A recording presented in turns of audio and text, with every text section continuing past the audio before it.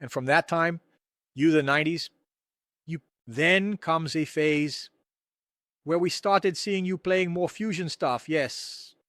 But did you start listening, getting interested, and incorporating it into your sound later? Or were you always interested?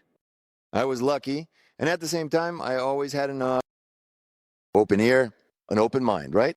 No, I never had prejudice. The problem with some rockers is that rock becomes an elder, right? And they can't listen to anything else but rock. They're ashamed to say they like something else, right? But not me, man. I was lucky that at the same time I was listening to Van Halen. Back in '84, the album, one of the last albums with David Roth, right? Who jumped, damn?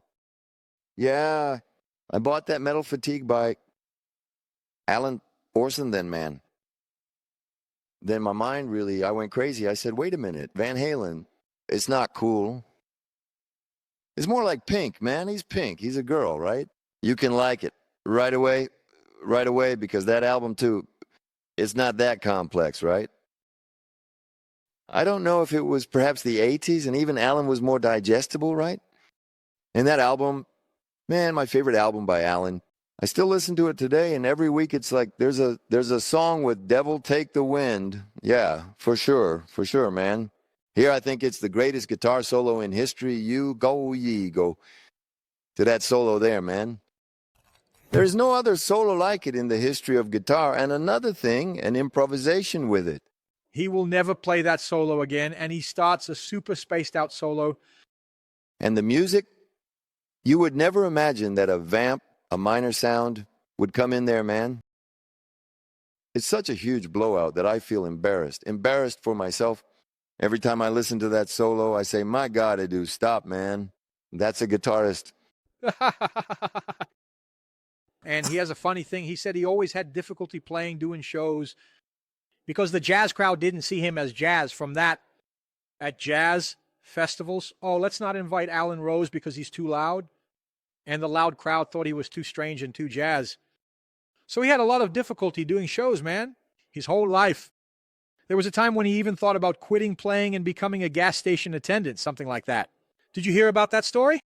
Yeah, they told me a story that which must be a rumor, that he started brewing beer. He was more interested in making beer than playing guitar.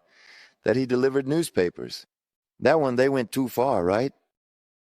Maybe he delivered newspapers when I was 15 years old, right? No. After playing that guitar, going to deliver a newspaper only if he lost his mind. It's because he released a lot of albums, right? That huge discography, but he really played shows for a more niche audience like that. But he was taken by the big jazz festivals that always came right in Europe. I was also lucky that I had an older brother than Attila, right? And he was also a musician, a drummer. Then he switched to guitar.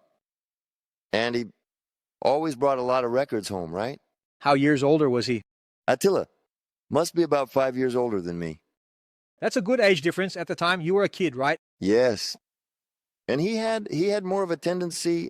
He brought the first rock records by Zay because of this and that. But soon he got into progressive rock. And then, man, I was dazzled by what they sent. I love it. And it's Genesis, you know, right? You turn to rock and all, right? And so my musical taste within this universe is quite eclectic, right? And then actually the things I listened to the least were heavy metal, really, from the 90s and 2000s, like that. It never really touched my heart. Like heavy metal, more melodic metal, that wave, like Iron Maiden, post-Iron Maiden. Iron Maiden was never... Today I like Iron Maiden more than I did back then. Today I can understand Iron Maiden better. At the time I would say, but hey, I listened to Deep Purple, Zeppelin, Rush, Van Halen. Why do these guys think it's the best band in the world now, right? In my mind, I didn't understand. Today I have a better understanding of the scene back then. And basically that's it, right? Maybe my style comes from all this stuff. I love blues, right? And I've been listening to blues since I was a child, right? I listened to a lot of Johnny Winter. I loved it year after year, and then naturally I started listening to Jimi Hendrix. There was a lot of blues, right? Even Blackmore, right? The style is blues from One and Fish. The style is blues, but like shouting is classic blues.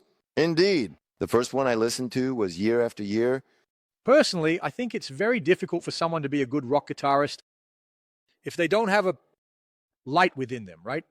I'm not doing it, no, and I agree completely, right? Because it's the crowd, right? Guna, right? Man, do you feel that there's a crowd that play rock but have no mention of the blues? I think there's something missing there in the sea.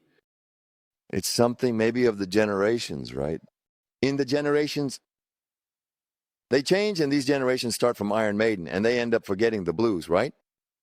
And rock starts Embassy to become very tough, kind of classical, without swing, right? And without venom, right? You took out the swing from the blues, the venom is gone, right? Brother, you took out the groove. What was it in Purple and Zeppelin? It was the groove, man. What was it in Van Halen? The guys naturally focus on the guitarist. It wasn't the tapping, of course, not from ED. It was the groove, man. Eddie's groove was unmatched. He was the greatest guitarist in the world, damn. And was the solo incredible? It was, man. But, man, he was way beyond the solo. Eddie's thing was the groove, damn. He had a groove that, right? How does a Dutch white guy have such a groove, man? Where did he get it from? Where did that come from? Probably from his parents who were into jazz, right? His father was a jazz musician. And naturally, the blues comes along with it. The jazz, the swing of blues, of bebop, right? It's because when we talk about jazz, man, jazz naturally reveres the blues a lot. Yes, especially traditional jazz. Yeah. Which started there with the forms of blues, right? Yes. It was just swinging a little differently. I'll tell you, it's the jazz I like the most. It's the traditional one.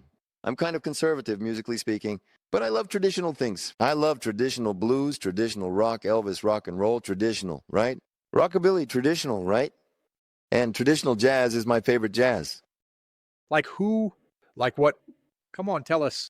It's Name 3 or 4 guys for us so people can understand. That's what I'm going to mention to you. I really liked listening to Andrian Buzik's father. He was a jazz musician, right? A trumpeter, because he played some really old stuff from the 30s, right? And naturally, the more modern jazz, well, I like Coltrane, who isn't that modern, right? But the more free jazz, right? Charlie Parker and so on. But I like those kinds of jazz. Kind of Charlie, you know, orchestra, that very bluesy thing. You can sing the melody, right? Swing, right? Chet Baker, those big bands from the 40s. Wes Montgomery, right? Even Charlie Christian, you know. Yes, yes. And he was a guy who was the father of everyone there, but played with big band. Just imagine, because there wasn't even an amplifier, man, being able to play a jazz guitar in the middle of all that, right? Yes, I don't want to cut you off, but jazz is more refined. I've never been into it, but I find it incredible. There also comes a time when I get a bit lost, like I get there, and I don't understand anything anymore, but maybe it's due to my limitations. Even when I listened a bit to Alan Rose, and it really does make your mind glitch, right? Yes, but who said I understand exactly what Alan is playing, man? I like it, but it doesn't mean I necessarily understand it, right? And he's a funny guy, isn't he? When we hear Alan play, he's really there, right, man? In his world playing, there's no smile, no grimace, right, dude? Yes.